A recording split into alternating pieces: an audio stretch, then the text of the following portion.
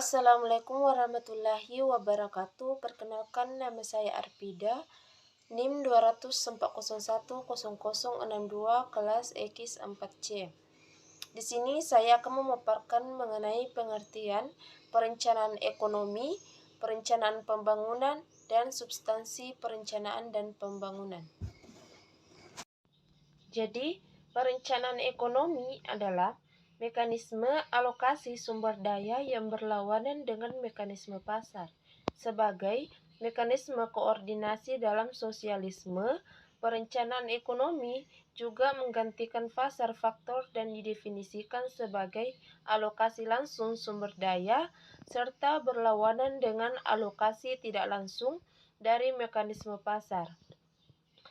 Sedangkan perencanaan pembangunan adalah suatu proses perumusan alternatif-alternatif atau keputusan-keputusan yang didasarkan pada data-data dan fakta-fakta yang akan digunakan sebagai bahan untuk melaksanakan suatu rangkaian kegiatan atau aktivitas. Berikutnya yaitu substansi ekonomi perencanaan dan pembangunan, diantaranya yaitu menurut Muhammad Hatta, tujuan perencanaan adalah mengadakan suatu perekonomian nasional yang diatur, yang direncanakan tujuannya dan jalannya. Sedangkan menurut Wijojo Nitisastro, perencanaan pada asasnya berkisar pada dua hal. Yang pertama adalah penentuan pilihan secara sadar mengenai tujuan konkret yang hendak dicapai dalam jangka waktu tertentu atau dasar nilai yang dimiliki masyarakat yang bersangkutan. Yang kedua ialah pilihan-pilihan di antara cara-cara alternatif yang efisien serta rasional guna mencapai tujuan-tujuan tersebut, baik untuk penentuan tujuan yang meliputi jangka waktu tertentu maupun bagian pemilihan cara-cara tersebut diperlukan ukuran-ukuran atau kriteria-kriteria tertentu yang terlebih dahulu harus dipilih pula. Ciri-ciri dari suatu perencanaan pembangunan yang pertama yaitu usaha yang dicerminkan dalam rencana untuk mencapai perkembangan sosial.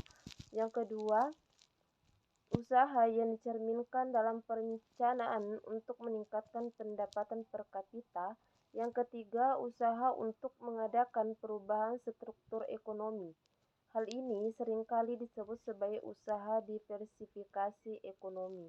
Yang keempat, usaha perluasan kesempatan kerja. Yang kelima, usaha pemerataan pembangunan, sering disebut sebagai distributive justice. Sementara itu, fungsi-fungsi perencanaan adalah sebagai berikut. Yang pertama itu, dengan perencanaan diharapkan terdapatnya suatu pengarahan kegiatan, adanya pedoman bagi pelaksanaan kegiatan-kegiatan yang ditujukan kepada pencapaian tujuan pembangunan. Yang kedua, dengan perencanaan dapat dilakukan suatu perkiraan potensi-potensi, prospek-prospek perkembangan, hambatan serta risiko yang mungkin dihadapi pada masa yang akan datang. Yang ketiga, perencanaan memberikan kesempatan untuk mengadakan pilihan yang terbaik. Yang keempat, dengan perencanaan dilakukan penyusunan skala prioritas dari segi pentingnya tujuan.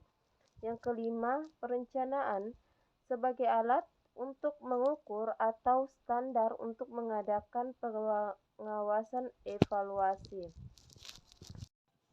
Perencanaan pembangunan dapat dibedakan menjadi beberapa tingkatan, yakni rencana yang terkait dengan ekonomi sebagai suatu keseluruhan dibagi dalam sektor-sektor utama atau perencanaan sektoral, dan dapat terjadi dalam wilayah-wilayah atau perencanaan regional, serta program yang terkait dengan penentuan secara lebih detail, yaitu berupa tujuan-tujuan khusus yang harus dicapai dalam berbagai sektor atau wilayah, dan proyek merupakan komponen-komponen individual yang dapat bersama-sama menjadikan suatu program. Strategi pembangunan harus mempertimbangkan sejumlah kondisi dasar. Tahapan pengembangan jelas sangat penting, artinya di negara-negara yang sangat miskin, yang sangat bergantung kepada pertanian untuk mencukupi kebutuhan sendiri dengan ekonomi uang yang belum begitu berkembang atau dikembangkan dan sumber-sumber alam atau kegunaannya terbatas. Kecil kemungkinan untuk dapat merumuskan rencana multisektoral yang kompleks.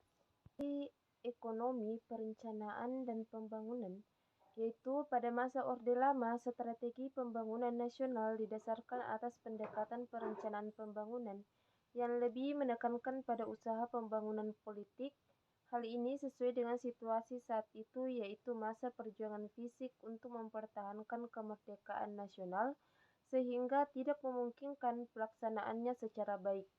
Usaha-usaha perencanaan ekonomi masa Orde Lama yaitu pada tahun 1947 dimulai suatu perencanaan beberapa sektor ekonomi dan diberi nama Plan Produksi 3 Tahun Republik Indonesia untuk tahun 1948, 1949, dan 1950, ditujukan terhadap bidang-bidang pertanian, peternakan, perindustrian, dan kehutanan. Yang kedua, pada tahun 1952, dimulai usaha-usaha perencanaan yang lebih bersifat menyeluruh, biarpun intinya adalah tetap sektor publik. Yang ketiga, pada tahun 1956 sampai 1960, telah berhasil disusun suatu rencana pembangunan 5 tahun. Yang selanjutnya, pada tahun 1961 sampai 1969 berhasil disusun Rencana Pembangunan Nasional Semesta Berencana yang meliputi jangka waktu 8 tahun.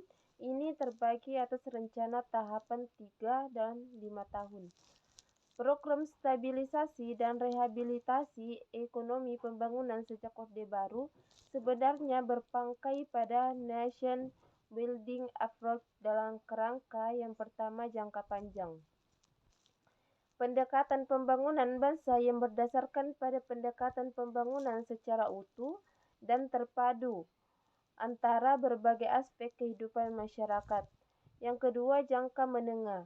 Pendekatan pembangunan ekonomi dan sosial dengan lebih bertitik berat pada pembangunan sektor pertanian dan pengembangan sektor sosial, serta kelembagaan menuju kesejahteraan dan keadilan sosial.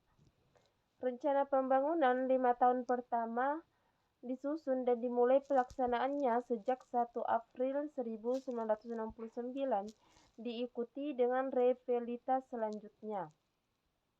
Kegiatan perencanaan dilakukan terutama oleh Badan Perencanaan Pembangunan Nasional atau Bappenas.